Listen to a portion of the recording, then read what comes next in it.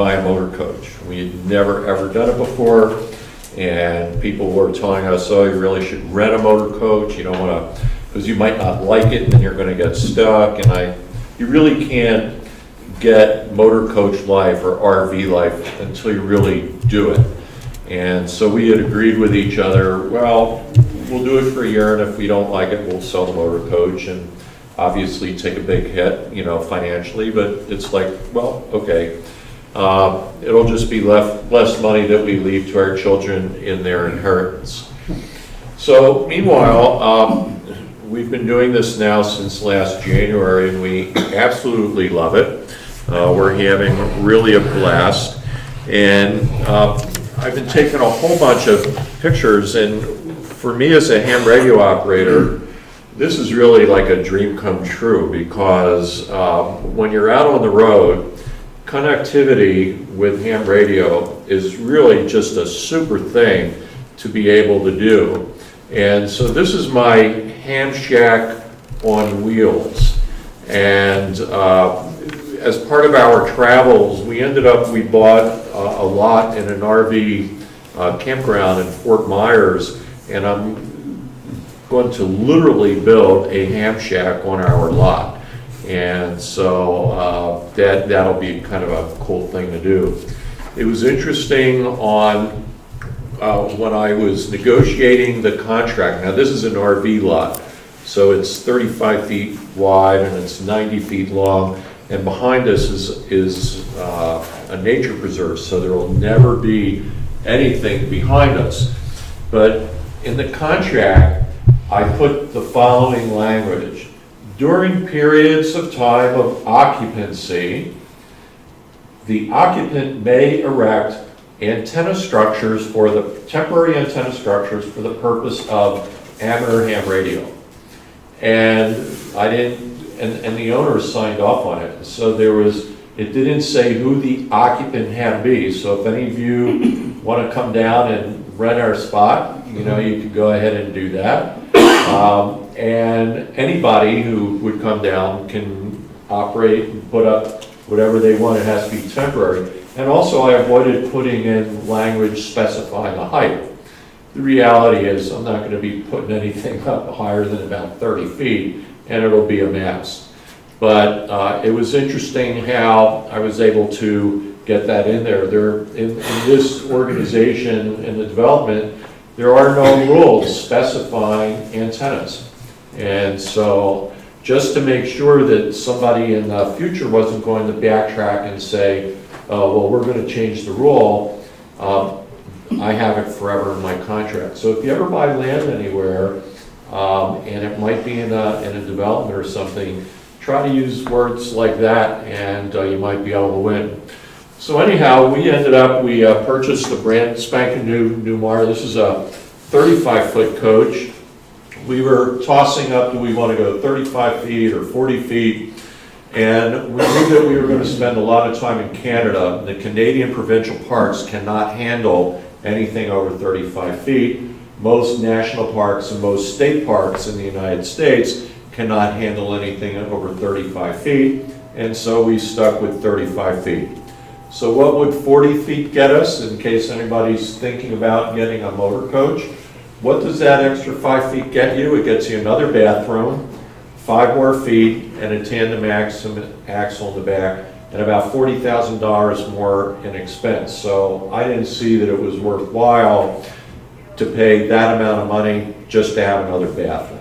So this is very comfortable, and it's really a nice way to live.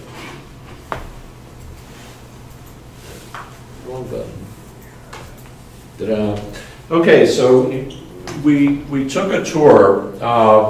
Just like with other forms of travel in the RV world, you could sign up to join a caravan tour where you show up and they have your whole routing done and where you're going to stay in a campground, and they serve you food, and all the touring type things were all taken care of for you.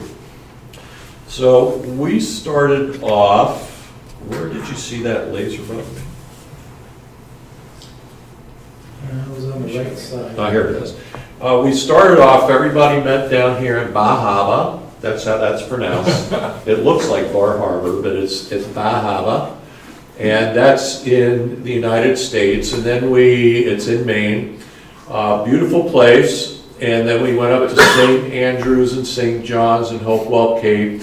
Then we crossed over into, this is Nova Scotia Island. We went Elm River and Annapolis Royal. We kind of went all the way this way. Halifax, I have a red arrow because there's some ham radio stuff I did there. And then from there we went up to Bedeck in North Sydney. This is Cape Breton Island up here, which is part of Nova Scotia. Arrow at North Sydney because ham radio activity was there. Then we took the ferry. It was a 6.5-hour ferry from North Sydney up to Newfoundland. This is Newfoundland Island. Grand Cadroy, and then we headed north all the way up to St. Anthony's. Another ham radio activity here. Then we came down and then across to Twillingate, then over to Bonavista, Vista, St. John's, big ham radio activity there. And this was an overnight 16-hour ferry ride back to North Sydney. And then from there we came down and went up Prince Edward Island, which is over here. And that was another ham radio activity. If anybody's looking for a really nice place to go in the Maritimes for a vacation, and you didn't have, we did this 2 months, if you only have a week or so, go to Prince Edward Island in the summer.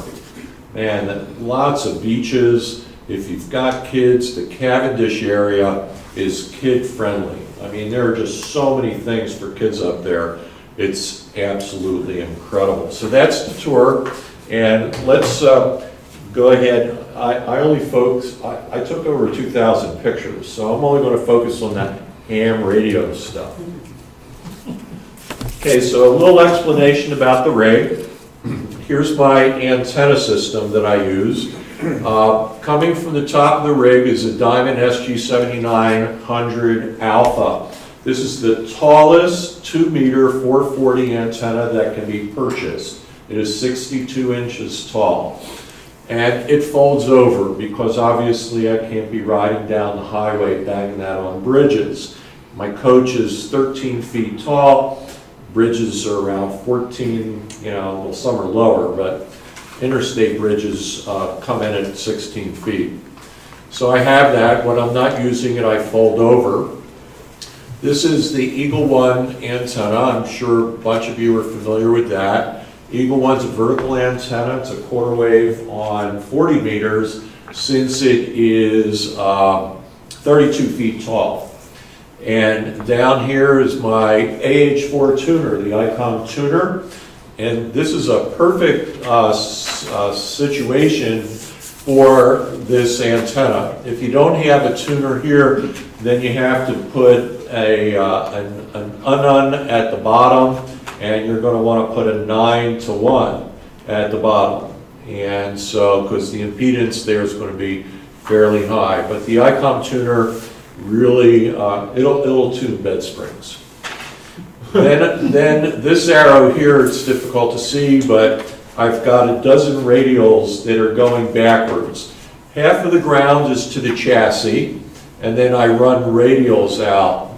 All the radials are about 10 feet long. I chose 10 feet because I won't extend radials onto my neighbor's lots. And so with 10, I'm pretty safe.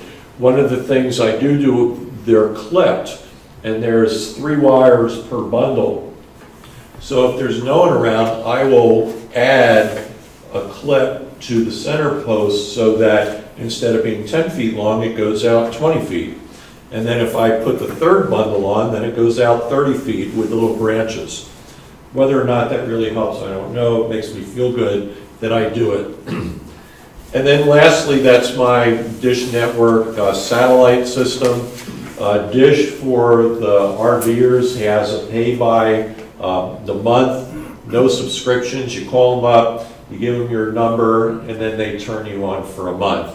And so that's what that is. It's really pretty cool.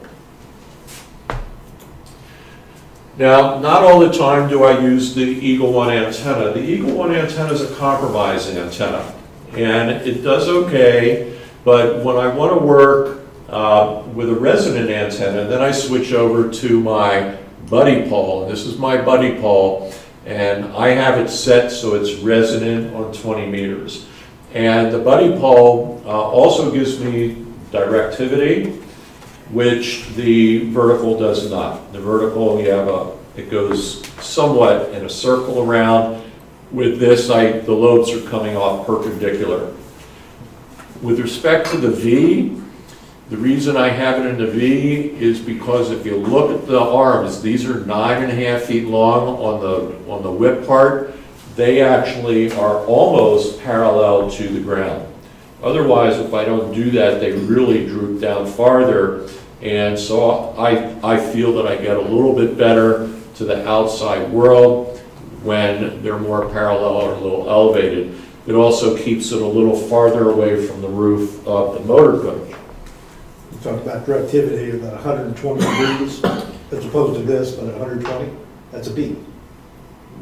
Well, the lobes are going to come off perpendicular to the, like a dipole. Yeah. Like a dipole. I'm just saying, if you bring the legs into 120 degrees, that itself forms a beam pattern. Yeah. If you want directivity. One of the things I do, let me just go back. If you notice here, I have these water jugs. Each jug holds 1 gallon, 8 pounds of water. And usually I either use 2 or 3 jugs. That allows me to get my antenna up in the air without it falling over, and it gives me enough time to put my guide lines up if I'm going to use guides. Now on the coach, what I do is I have a bungee cord up here, so I don't have to use guy wires or guy ropes. It's not going anywhere. It's bungee to the left. When I'm out in the field with the buddy pole, I do the same thing. At that point, I use my 3 jugs, and they hold the tripod down so that I can get my antenna up in the air, and it'll give me ample time, unless there's gale force winds, gives me ample enough time to get my guy ropes out. One of the problems that people with buddy systems have, they put that up by themselves, and before they get it guide, it's falling over. And then you break things. Nick, you might remember this picture because this was at the Orlando Hamcation. This gives new meaning to the word power pole. This is where we all plugged in our motor coaches. Anywhere between 20 amps all the way up to 30 amp connections. There was no 50 amp there, but gives new meaning to the term power pole. That was the Hamcation in Orlando. We had a blast. It's the 2nd largest ham radio event in the United States. If you're ever down in Orlando area in January, make sure you go to Hamcation. Okay, so these are some of my operating positions that I've had. This is my small table. It's a portable table operating with my 7300, my Mac over there. And sometimes I'll say, well, that's a really small table, and if there's a picnic table, I'll go ahead and operate off a picnic table. Every day is like a field day. You always have to think about, well, how am I going to set up stuff and things like that. This is what I use much of the time. That's the steering wheel, the front end of the motor coach. This is the box that comes with the dish network, with the dish satellite. Tripod is in there, and it works out perfectly because it's the width of the steering wheel, and gives ample time for my cat to jump up there and keep me company too. My 5100, I have a D-Star ICOM radio. That is right over here. It comes out of the cup. I have a cup holder mount for it. Works out really well. And what I'm really happy about is the fact that I have not recognized any RF interference into the coach system at all. The lights don't flicker or anything like that. When I had the coach made, I had specific requests to them, which they carried out. Behind my seat is a receptacle, and it is all by itself. It has its own circuit breaker, and so it's not shared with anything else in the coach. It's a dedicated line that they were so kind to put in. And then I have my little GPS right over there. All right, so if you want to know what it looks like behind where I'm sitting, that's what it looks like behind. This really is a picture for tomorrow night. We have a guy in our club who's really into health food, Bob Poosh, W8NBN, and he's always putting on Facebook pages what health foods he's eating. So that's for him. That was my healthy meal at one of our stops. The only one, right? Yeah, only one. You could see, you know. All right, so the first place we're going to talk about ham radioactivity was up Cavendish, was the North Coast. Now, this is the North Cape Lighthouse. There are about 62 different lighthouses all across the coastline of Prince Edward Island, but there's only 40 that are active. The North Cape Lighthouse, which you can see here, was built in 1865, over 150 years ago. It's pretty old. And when it started off, it did not have wood on the outside. As you see, this is wood planking. It was just like a concrete type material. But what was happening is with the water and rain and everything else hitting it and salt air, the concrete was starting to deteriorate.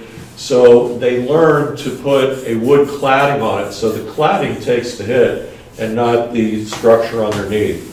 There's a really big reef that this thing looks out over the water. It's actually the largest reef. It's the longest rock reef in North America. At low tide, you can walk out to it. It's a mile long, but if you don't get back, you're stuck until the low tide comes back.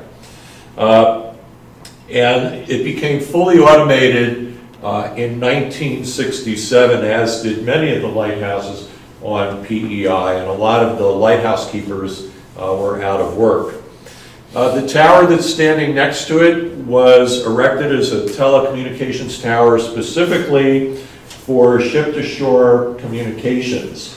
And so that was there. So I didn't operate from there, but we did get to visit it.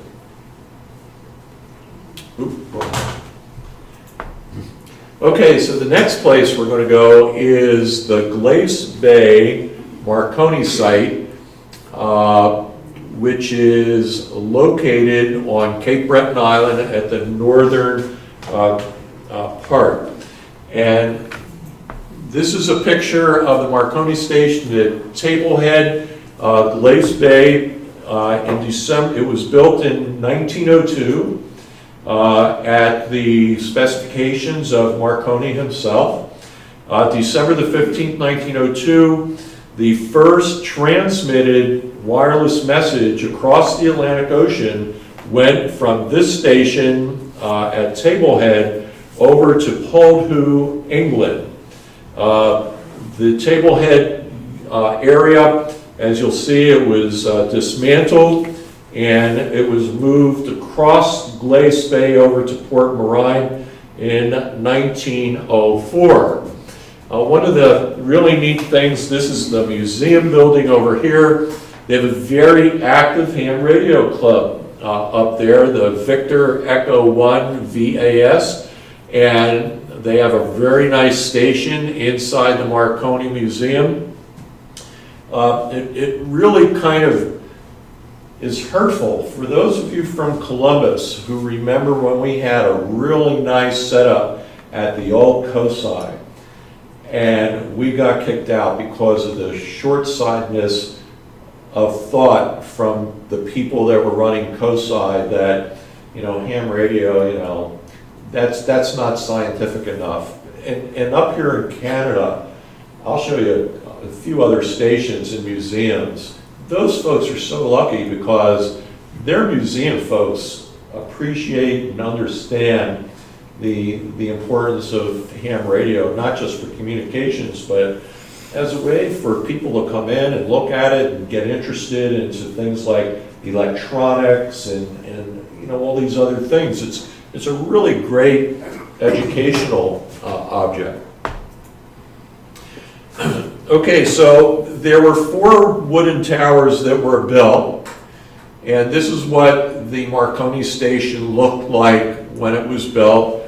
And there were a couple hundred wires that left the transmitter site, and they were only transmitting 75 watts. Okay, so just think about that, 75 watts. And they had these towers, they were wooden towers. When they decided to move it, they dismantled the towers and they moved it over to Marine. And the main purpose of this station was not to talk to Europe. The main purpose was, once again, ship-to-shore communications. Each one of the towers was designed and built by engineer Richard Vivavan. Each is 210 feet tall. And we'll go, if you notice here, that dot there represents where I am standing by that big rock there, and this is where I operated from. That's my buddy pole dipole, and this tower here, the concrete foundation is still there, and it's under this clump over here. This tower here is, is about where this clump is. This rock formation was the foundation of this side of the building. And this tower here is located around this area. And so it was so neat.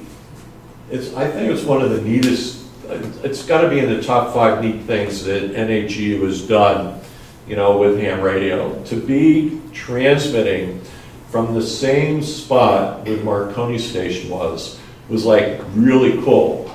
Now, my KX3 puts out 10 watts.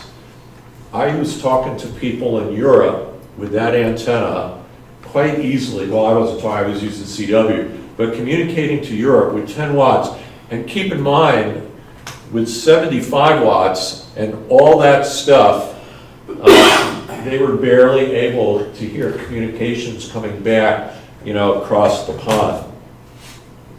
I'm going to pass around a card. This is the QSL card from the VE1 VAS site.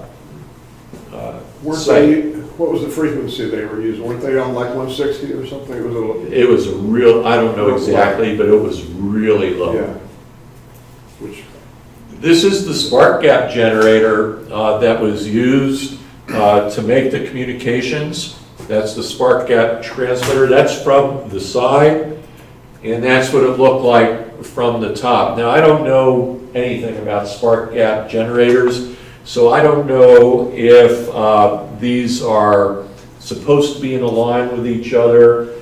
I would imagine that they're able to change maybe the frequency a little bit by how close or how far apart they are, but if anybody knows anything about spark gap transmitters, speak up now. You adjust the position and be able to maintain the spark. Okay. Okay. Obviously, it cuts off with the key, but to get it to reliably start every time you key. Yeah. The frequency determining element, believe it or not, was more the antenna than anything else. It was just the length of the wire. Oh, okay. Yep. Yeah. Okay, now this was called the Marconi magnetic detector. This is what they used up at the station. Basically, we would call it a receiver. That is what they used to receive the staticky sounds that they were listening to.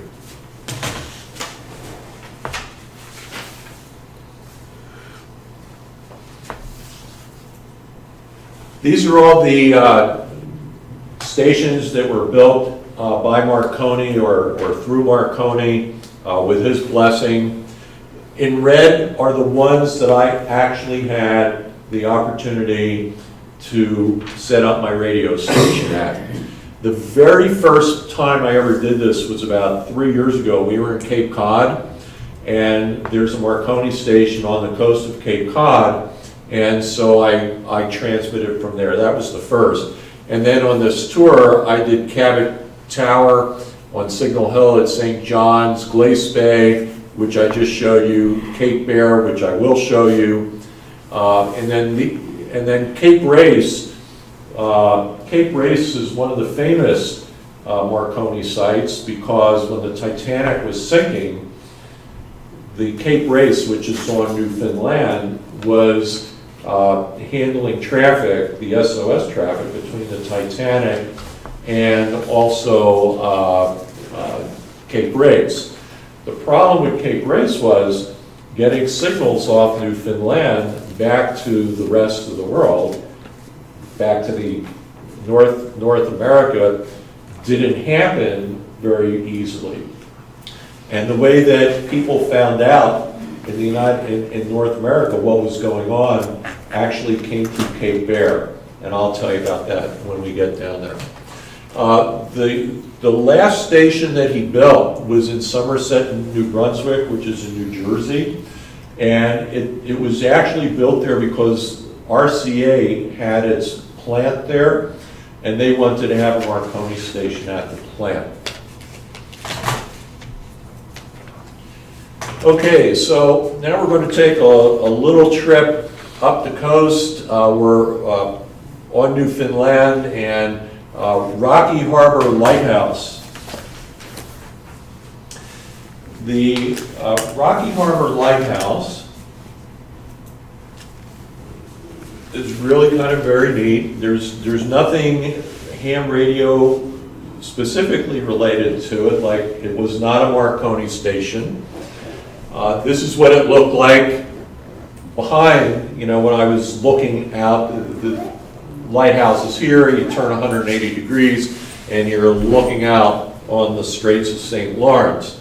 And so it's hard to appreciate on a two-dimensional picture just how far down that water is, which is about 200 feet. You would not want to fall in. And when I was touring inside the lighthouse, I couldn't help but notice that there was a Morse code key sitting there in a drawer that was partially open. And I opened the rest of it, and there was just a straight key, looked like a J38 sitting in there. And there were two young gals there that were the tour guides of this lighthouse, and I asked them about the key, and they said, well, they used to have some ship-to-shore communications that took place there, but they left the Morse code key there, but it's not hooked up to anything, and no one really knows, how to use it or anything. So I kind of explained her all about the Morse code, and I said, would you like to see an actual Morse code station in action? And she said, sure. Can I put my station outside? Sure, no problem. So here I am. I once again, I went to my car and I hooked up my buddy pole, 20 meters. I didn't need my jugs here because there was a post coming out of the ground. It was about 6 feet tall, and I just took my bungee cords and lashed it around and took out my KX3 and started pounding away, and people are coming over. And that's one of the cool parts about doing this, is educating people who are not hams on what it is that you're doing. And they look, what is that Morse code? I thought Morse code was dead. No, there are actually people that still do it. And the two girls from inside the lighthouse, they came out. And so I was out there for about 2.5, 3 hours just playing radio with my KX3 and making contacts. It was a blast. Okay, so the next place we're going to show you is Dalvey at the Sea. Dalvey at the Sea, this house was built in 1895 by Alexander McDonald from Ohio, of all places. He was a very wealthy businessman. He was the president of Standard Oil Company under John D. Rockefeller, made a lot of money, and decided that he and his family needed to have a house in the summertime, better than Ohio, which is understandable. So they built this big mansion and called it Dalvey by the Sea, and everybody in his family passed away, didn't leave heirs, so it ended up becoming owned by the government of Prince Edward Island, by the province, and they turned it into this really nice hotel. So whenever you're on the north coast of Prince Edward Island, you have to go to Dalvey by the Sea. It's near Cavendish. They have great food, really nice dining food. And also, if you know a little bit about royal history, Prince William and Princess, his wife, Kate, did their honeymoon here.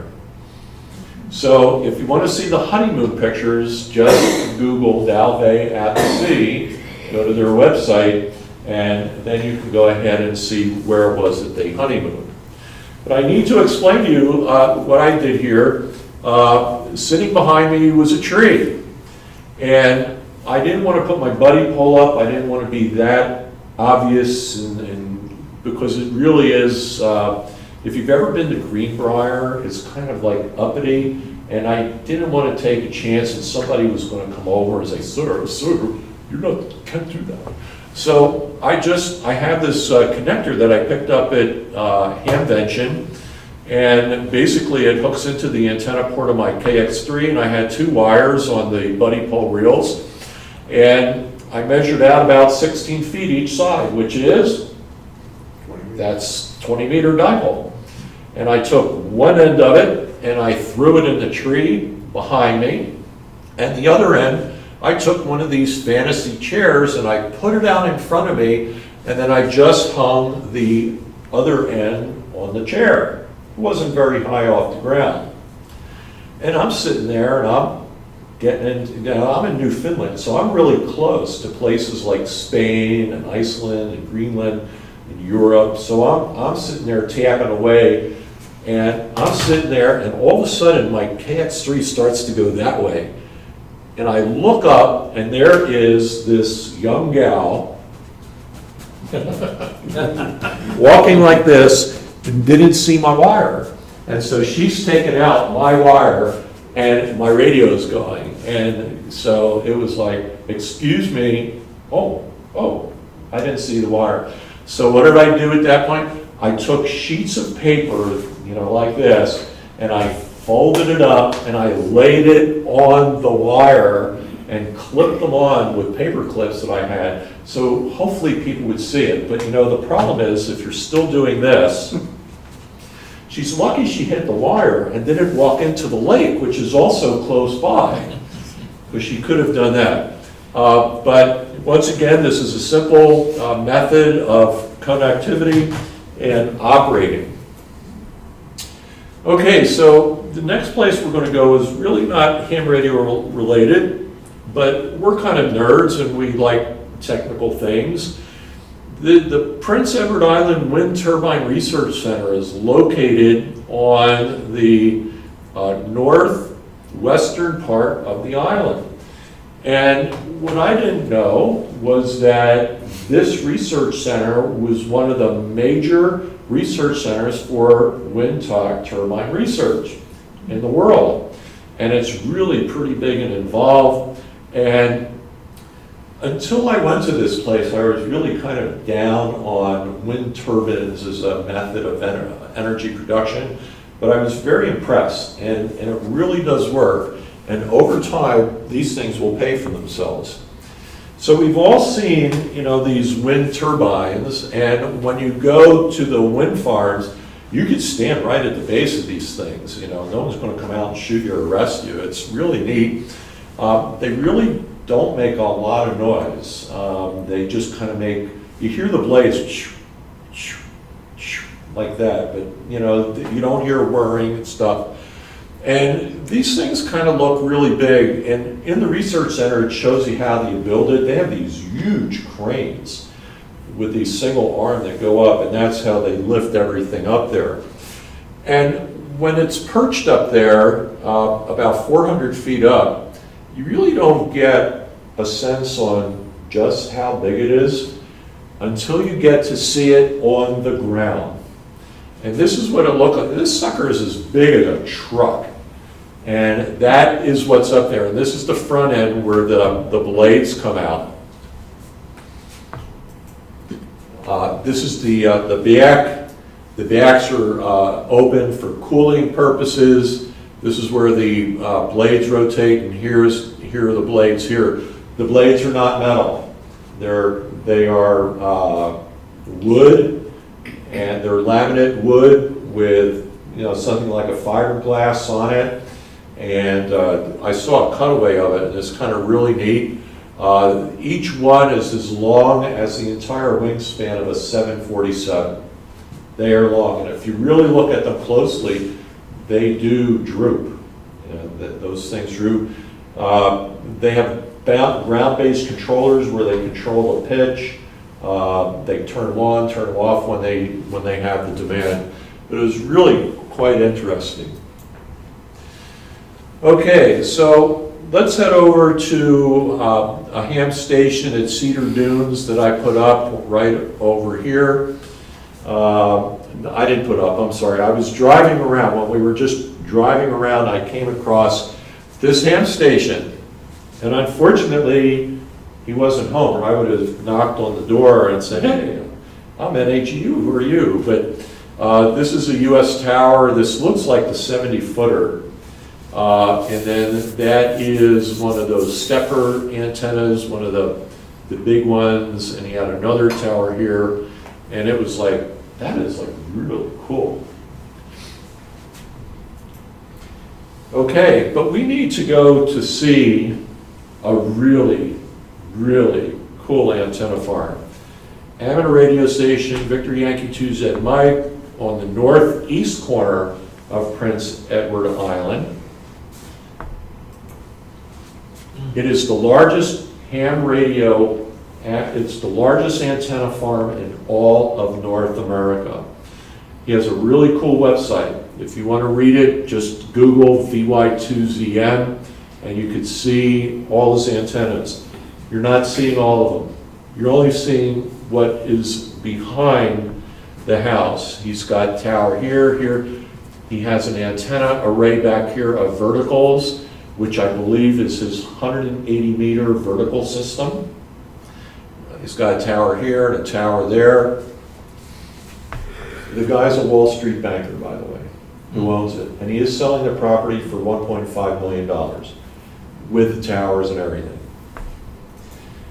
This is what he's got. And, you know, I can't tell you by looking which is which, but for 160 meters, he had 4 full-size phase array verticals. He also has an inverted V. For 80 meters, he had 4 square vertical array. For 40 meters, he had 2 element stacked, Yagis at 130 and 80 feet. He also had 3 elements. For 20 meters, he had a 5-5-5 stack. That's 3 5-element antennas stacked on top of each other. Similar for 15 meters, similar for 10 meters. He had a tri-bander out there, which was fixed going south, and a whole bunch of beverages. He does all his own tower climbing. When you go to his website, you can see he's a big contester. He just has too much money. This is what it looks like when you're looking out his front yard and you're looking into the ocean. Here's a tower. Now these verticals here, I don't know if those are the 160s or the 80s. The tower here, I didn't see many rotors. And I suspect what he does is he's got similar antennas and they're just pointed in different directions, and he could sit and change what antenna he wants to look at, we use with a flip of a switch.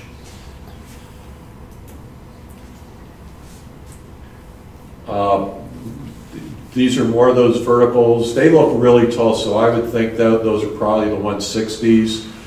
That looks like a 40 meter there. But you know, you can just see all these different things. Anybody, can you envision homeowners association anywhere around here? I was just thinking about that, and they're probably just turning over, and it gives new meaning to the term reasonable accommodation. Yeah, reasonable accommodation, yeah. And you can see how all the antennas are kind of pointing in different directions, and that's why I think now that one's got a rotor on it, whatever that is. Looks like a 6 But meter. but on his website, he explains what everything is. He took one of those quadcopters with a drone, and he took pictures of them, and it's very impressive. And I stood at the base of one of them, and this looks like one of the ones where they're all stacked on top of each other. Just when you're coming to the house, you're enclosed by trees on this long road. It's about a mile long, and trees on the other side, and all of a sudden you come out of the clearing and you're looking at this. It's like, whoa. I was taken on a tour by a Canadian ham radio operator who showed that to me. Okay, so let's head up to St. John's, which is part of Newfoundland, and we're going to look at Cabot Tower, which is also known as Signal Hill. The explorer Cabot never stepped foot on Newfoundland, but, well, I'm sorry, he did, and he did there. The Cabot Trail, which is on Cape Breton, was named after Cabot, but Cabot never stepped on Cape Breton. But Cabot did come onto Newfoundland. Okay, so it's called Signal Hill. Here's Cabot Tower here. And historically on December 12, 1901, that is the absolute first time recorded in history where a signal was received. Now the difference between here and the Marconi Museum on Glace Bay, where I showed before, was the signal went back and forth between Glace Bay, Polhu, and back. This was only received. And there were a lot of skeptics that say, man, I don't hear anything there. And when you read the history of this event, there are a lot of skeptics. And there's actually somebody did a doctoral thesis on how it could have happened by understanding atmospherics. But the reason it's called Signal Hill has nothing to do with the radio signal. These arms up here they held flags and pennants. This is the tallest part of St. John's harbor. It overlooks the harbor. And the way that the people in the harbor and in the town of St. John's knew when there was a ship approaching from Europe, when a ship was approaching the harbor, they would put up a signal, a pennant as to what company was on that particular ship. So when the people would look up, they would say, okay, this ship is coming in, we need to get ready. But more importantly, the spouses, the women, would know when their husbands are coming home, so they had to clean the house and get the boyfriends out. So, and that became known as Signal Hill. These gun encampment here actually goes back to the 1800s, and mostly the War of 1812 between the United States and Britain was to fortify St. John's Harbor. They took up another role in World War II, and I'm going to show you that also. This is another picture of Cabot Tower. And if the ham radio station, by the way, there is a ham radio station in there, and I did get to operate in there. Unfortunately, not successfully, but I operated. Is right in here. Very nice station. And here's the antenna coming off. It's 80, 40, and 20 meter fan dipole that they put up. So on Wednesday when I showed up, they had a really nice Kenwood radio, and I'm starting to pound it. I don't hear any signals, and I kind of know that the bands aren't great, but I'm not hearing anything. And so, you know, I gave up, and I said, I'll be back tomorrow. So I came back the next day with my KX3. Now my KX3 is rarely deaf, and I went on all 3 bands, and the KX3 is not hearing anything either. I took my antenna analyzer out, and I put it across the antenna, and it's just showing as short dead. It's shorted out. And I told the guy, I said, hey, I hate to tell you this, but you got a problem with your antenna. It's a dead short. And there was no, you know, sometimes if you have a certain type of current balun, it will show a dead short. They didn't have a balun on this thing. And so he said, well, that's going to be a really big problem because the antenna was put up by the Park Service, and only the Park Service is allowed on the very tippy top of that building. So they have to wait weeks and weeks and weeks for the Park Service to come out and check out what the problem is. They did get it fixed. They're back up on the air. So needless to say, I didn't get to communicate, but I did play around. It was very cool. Once again, very jealous that they have this up there. And the ham radio guys were very, very pleasant, very nice guys. And I wanted to put my buddy pole up there to operate from this level, but on Thursday the winds were blowing about 40 miles an hour. And so there was just no way. I mean, you could barely stand, let alone do anything else.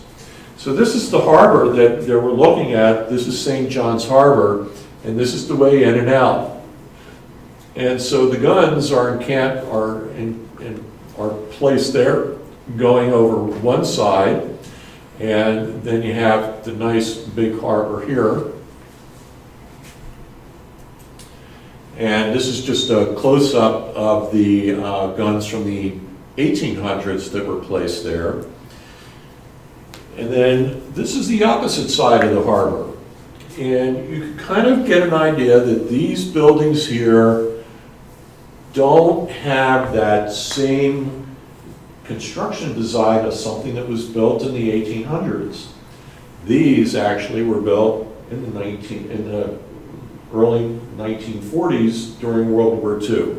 And in World War II, on top of here and here, and all along this coast, you go a couple miles south, you see all these like pillboxes. They had really big guns, cannons, because they were worried about submarines, German warships coming over, because their big fear was that something would happen, you know, that a ship would get sunk in the inlet of the harbor and nothing would ever get by.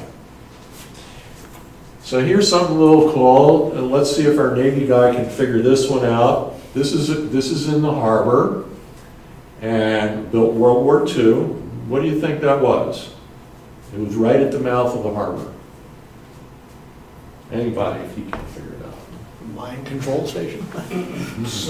Nets. Nets, that's right.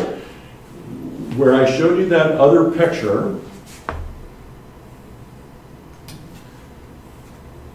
somewhere around here was where one attachment went, and then the other end of the submarine net went to that area right there. And because they didn't want a submarine getting into there either. For me, I was never to Europe to see war relics or anything like that. All my war relics, like most of us, you go to a museum here and you see them, but when you're there, you actually see stuff that people were worried about getting invaded. Okay, so now we're going to go down to Halifax. A couple nice places in Halifax. Halifax is a big harbor, and once again, they've got a big coastline, And in the War of 1812, they were kind of worried about folks coming up from New England and invading the islands, the United States. So they had a bunch of these structures that you would see. Ignore the top part for a minute. You'd see these, and cannons would be coming out there, and to protect the harbors. World War II comes around, they're worried about U-boats or any other enemy ships, and they built this on top of it, and that was an armament part that was put on this other little citadel. So this is 1800s, World War II. They have a really nice museum in downtown Halifax with all sorts of technical stuff, and they have a military part of museum down there, military history. And so I just took some pictures of some of the wireless equipment that was used back in the 1940s and 1950s. So we'll just kind of go through that quickly. So this was a VHF outfit here. And once again, they have a beautiful ham radio station there. Right there in the middle of the museum. There was, to my chagrin, there were no ham radio operators there the day we were there because it was Canada Day when we were there. So they were doing other stuff. But this is the Victor Alpha 1 Mike Alpha station. Really nice layout, nice ICOM radio. This is old stuff out of a ship. Have that view. And this was out of the radio room from 1940s to 1960 ships. And basically it's just for show. If any of you remember the old station at Cosi, we had a Kenwood 130 that we actually used, and then behind us we had old Collins radio and big Henry amplifiers. Like that, it was for show, because it didn't work. At one time it worked, but people would come in and their eyes, wow, that's really big. Now this is what really is working, this small radio. But once again, I was very envious. They had some telegraph keys for show. Telegraph key from British merchant vessel in World War II, and this was called Sparky's bug. This became pretty popular. This bug itself, it's hard to read, but was made in Lunenburg, Nova Scotia, and it was used primarily by the rum runners. Back in the early 1900s, alcohol was prohibited in the Maritimes, like it was across a lot of the United States also. And rum, coming out of the Caribbean, was kind of a big commodity, and they had all these rum runners off the coast of Maine and all up through Canada. So the rum runners, when they would know when the law enforcement's on the way, they devised these bug keyers to communicate. Another key setup. In the harbor, they had a bunch of boats that you could tour. This one was a trawler that was retired. It was a fishing trawler. And I kind of got interested because it was like, oh, they have some really neat radios. Anybody figure out what this one would be? Your DF, low frequency DFer. Well, I would, yeah, and it's probably like ADF radio, direction finder. Yeah. Yeah, so that's a direction finding loop to figure out where they are. This was some sort of transmitter receiver. This is just, that's not prisoner of war, that's power on and just regular receiver, and couldn't figure out what that old thing was. But they were still in that radio room. Part of our trip, we went to Gander. Gander very important place in World War II because any of the aircraft that were built in the United States going to Europe had to go through Gander Airport. A lot of airplanes, commercial airplanes, when they were going to Europe, stopped at Gander for refueling. And also when 9/11 occurred and the word went out, all aircraft land, there were about 35 airliners that landed in Gander. And the people of Gander took the airline passengers into their homes for a few days until they were allowed to take off. And there is now a Broadway show called Gander or something like that, which talks about that. Really very interesting airport. They had a nice museum there. But I put this in there. This lady was actually one of the radio operators during World War II. And she went to learn Morse code at the Academy in Toronto, was assigned to Gander, and that's the key that she actually used in her headset. And so they have this really neat display over at the Gander Airport Museum about how she did communications. East Point Lighthouse. Now we're coming down to the International Lighthouse Weekend. The East Point Lighthouse is on Prince Edward Island, and where I showed that, and there were 2 ham radio operators, next slide will show you who they are, that were the ones who activated this lighthouse. I was 20 miles to the south at a different lighthouse, but I went over and I helped them set this up. Really nice lighthouse. And so Bernie, VE9BGC, is this gentleman here. Bernie is a retired electronics guru. He worked for a big company as a design engineer, developing different types of RF systems. And Bernie is really into designing and building antennas. That's his thing. He likes doing it. And this is his 15, 20 meter tuned vertical antenna that he built. You can see him putting it up. And there's like this little lanyard that hangs off this part here. And the way he tunes it, this element here is spring-loaded, the short element, and he would pull down on the rope or let up on the rope, which would make it longer or shorter, and that's how he would tune it. How have you ever thought about that? I don't know. George Duar, VY2GF, he's the one that I became an internet friend with, email friend, because I started my plans for being up in the Maritimes a year and a half before I got there. Because part of my plan was I wanted to operate the International Lighthouse Weekend from a specific lighthouse.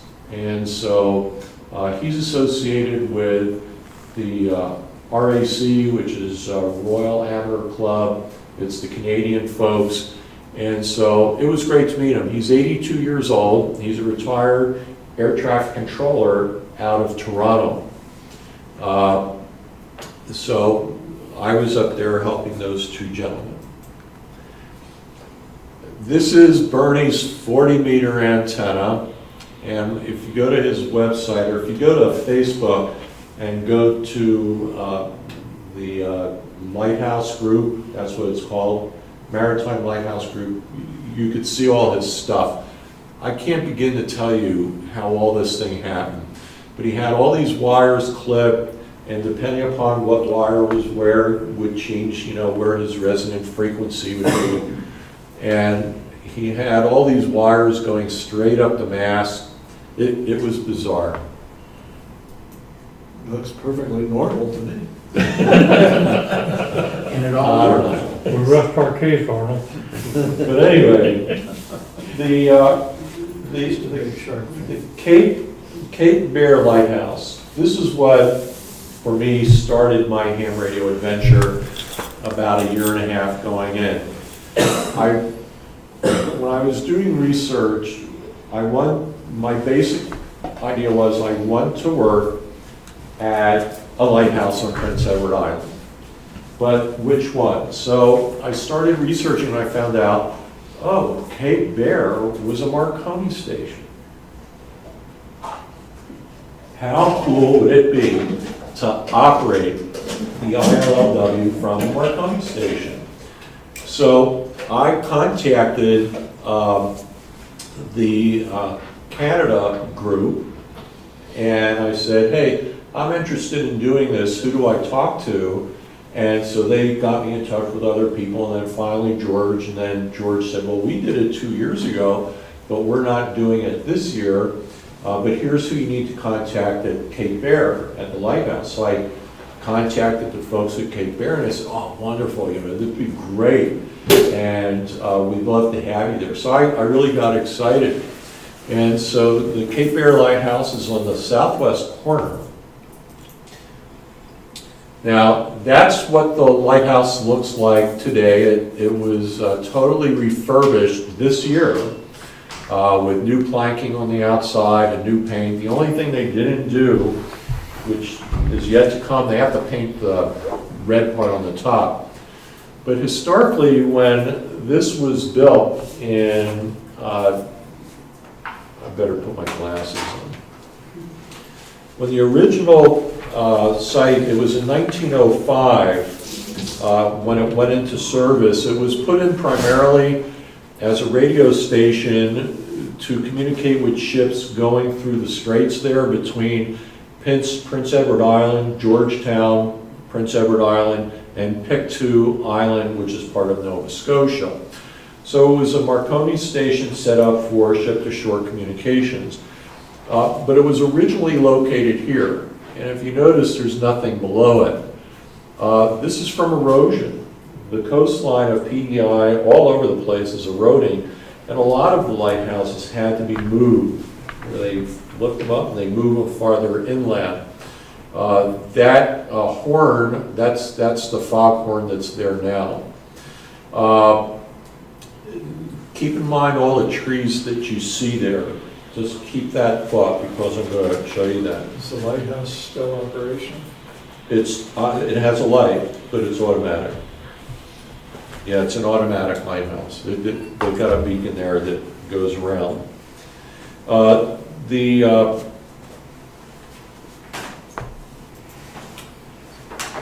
This is a picture when it was the lighthouse in its original position, and this is the Marconi station.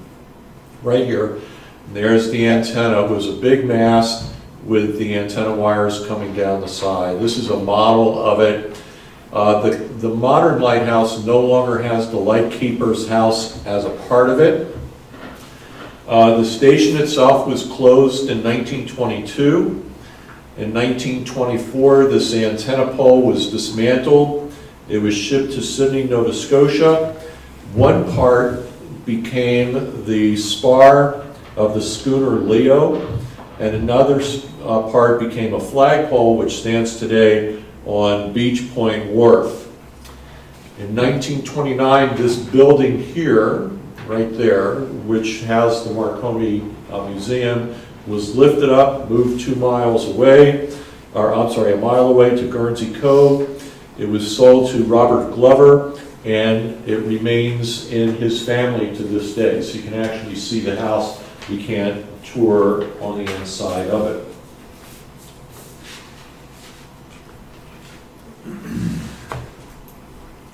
The first telegrapher, 1905 to 912, was this guy B.E. Hobbs. Picture of him there. And the more famous one was Thomas Bartlett. He was the second telegrapher. And he's the one that handled the Titanic traffic. So when the Titanic was sending out SOS signals, he's the one that intercepted it in addition to the RACES station, but he had direct communications to Halifax because he was pretty close, and they had hardline phone lines from Halifax up there, so they were able to communicate directly. So the North America found out about what was happening with the Titanic through Bartlett, not the guy on Racy Island. Now, what's interesting is For days prior to that, he and the other telegraphers were communicating with the Titanic. And what were they doing? They were just handling telegraphs between the passengers and people on the mainland. You know, just like, you know, we would think about, hey, we're going to be in this such and such a time, and are you going to pick me up? You're not going to pick me up. You know, so they were just handling the normal, everyday traffic. Take note of the table. Put the table in your thoughts. This is from the Halifax Herald, newspaper cover from when the tragedy occurred. Now, you've got that table in your thoughts, okay? Here's the table. That's the same table that he sat at, taking all those messages from the Titanic and wherever else. And they have a dummy, that was his chair. Now, I couldn't lift him out of the chair, but I put my hands on the table. And I was just trying to see if, like in a seance, to see if I could feel vibrations from what it would have been like. But that is such an awesome feeling, to be able to sit there and touch the same parts, you know, that he was doing, you know, this very important activity. These are add-on fakes. They're real items, but they were not part of the office. And then on the back wall of the area where they have this, they had a really big model of the Titanic that somebody built. But it was really cool. 2001, they were presented with the Marconi Wireless Station was Victor Charlie Pop, and the Summerside Amateur Radio Club operated from there. It was the 120th anniversary. Now this was my setup.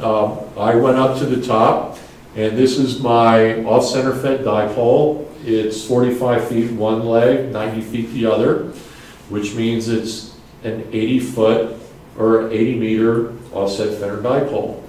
This is a 4-to-1 Balun at the top. Now this is design, Balun Design is the name of the company. This is their brand new 4-to-1 hybrid Balun.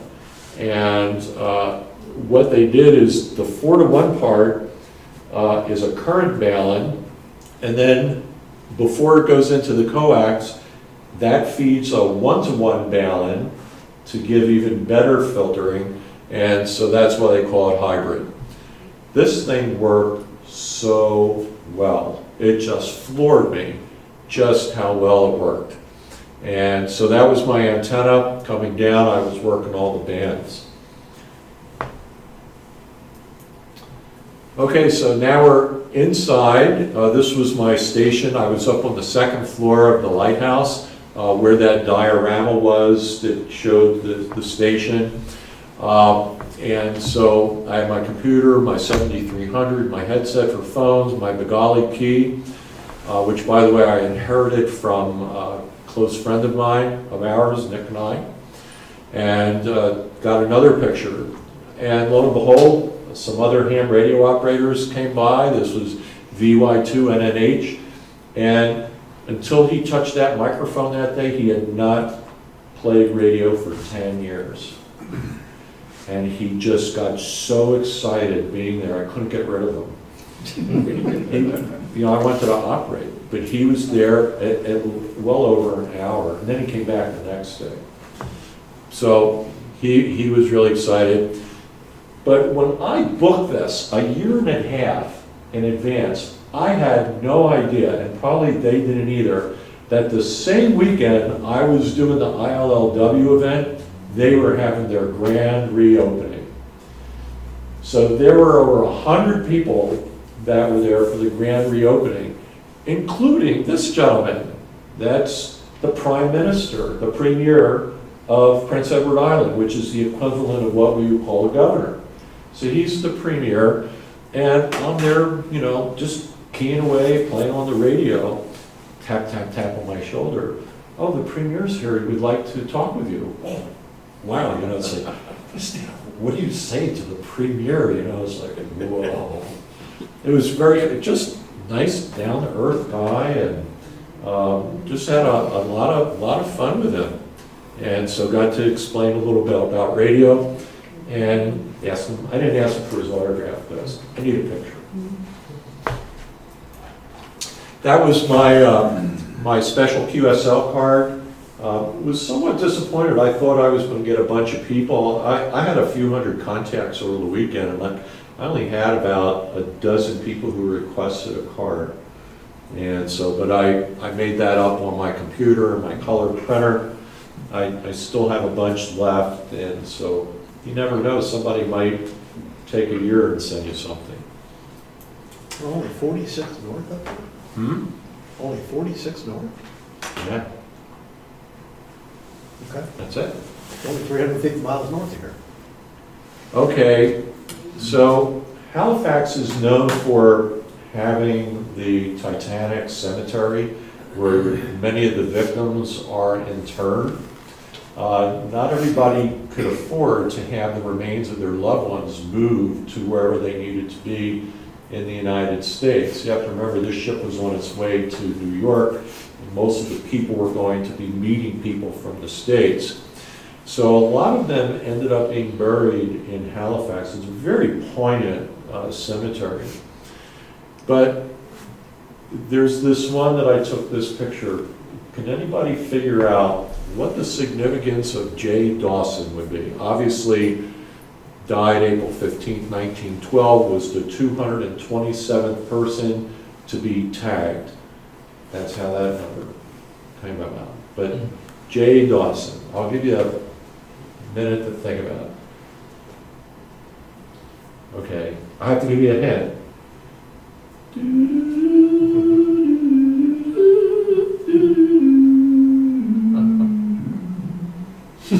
You figured it out yet? J. Dawson was the character in the movie Titanic. Okay, that was the one that was played by I forget who? Leonardo. Yeah, Leonardo DiCaprio. So J. Dawson. So when the writers of the movie were trying to come up with people to put in, they went through the cemetery and they picked out, oh, J. Dawson.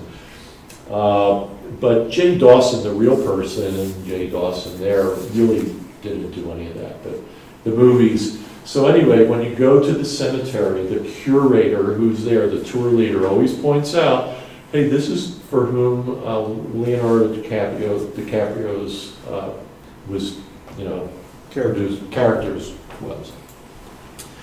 Okay, so we're going to take a quick jiggy jog up to Bona Vista. Beautiful place in Newfoundland. A lot of cool music. And there's just looking out over the ocean from Bona Vista. And we went whale watching out off of Bona Vista. And I had never, ever seen an oil rig up close. I mean, we were like really up close. And so I thought I'd just share that with you because it's really cool. I'm sure they have antennas on here somewhere, probably up on here. This rig itself actually does not have to be tugged anywhere. It has its own propulsion system, and it was in the harbor for repairs. And this thing travels all over the globe. This is a helipad here, travels all over the globe for oil exploration. But it was pretty darn big. Now, myself, I could never take a job out on one of those things. I mean, it's got to be, you're stuck out there in the middle of nowhere with high seas and cold, but they get paid a lot of money. Yeah, but the high seas don't affect it very much. No, it doesn't affect it, but you see all the water going up and down. But yeah, they plant themselves. The rig itself isn't moving. Yeah. It's Yeah, you're 60, 80 feet above sea level there. On the, but main deck. you're watching the waves. Yeah. You're a Navy guy. Yeah, I was gonna say, what's what? What's the big deal? All right, so now we're going to go up to Twillingate. if you ever want to go see icebergs, Twillingate is the place to go, because that's right at the peak of Iceberg Alley. The icebergs come up from farther north. And so I want to share this with you, because this is the end, just another beginning. These two icebergs were near Twillingate Harbor Wow. for that night. So Did thank enjoy you all their- for coming. their special vodka or some drink they make with? Oh, yes, they have- ice cubes? Yes, they have iceberg vodka, and I have a bottle of that at home, and iceberg beer. The iceberg beer is wonderful. It really is. I smuggled that in also. Iceberg beer is only made in Newfoundland, only sold. It cannot be exported. So it's made by Quo Vadis or Quo somebody, and they had a problem at the plant, and so they weren't producing it. So all the outlets were just, the iceberg beer was coming off the shelves. So I was able to buy half a dozen bottles and bring them home in motor coach, but it is really good. The other beer, which was really good up there, was blueberry beer, and it had flavored blueberries. And when you got it in a restaurant or something, they actually put blueberries in the beer, and it would make it fizzle. It was cool. But yes, iceberg, and you can buy iceberg water.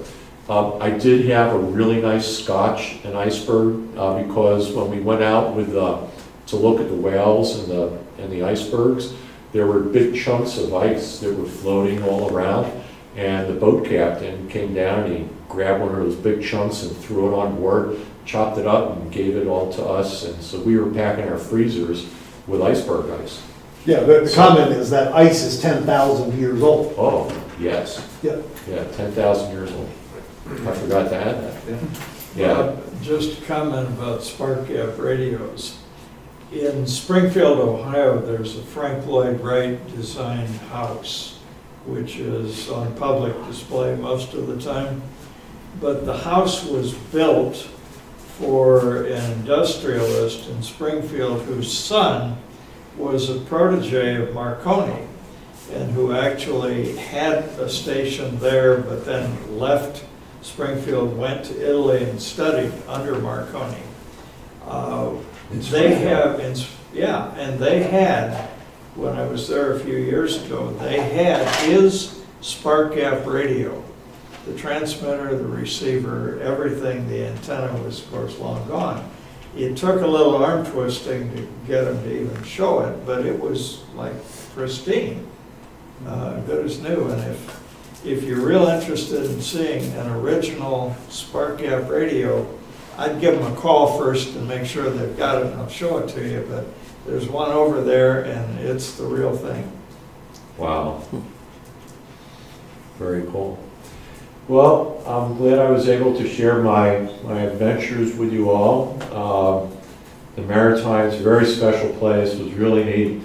And most importantly, as ham radio operators, to be able to go out into the field and just play radio is just so cool. You know, like you have field day and you have your jamboree, and it's just so cool. And to be able to share it with people who don't know anything about ham radio and share your experience with them, and doing vacations around radio and figure out, you know, how I can get that radio to work. I've had my buddy pole and my KX3 out on beaches. I'll be sitting on the beach on a towel and playing radio. It's just really cool. And then, you know, just have a great time at it. I'm enjoying retirement. Thank you, Bob.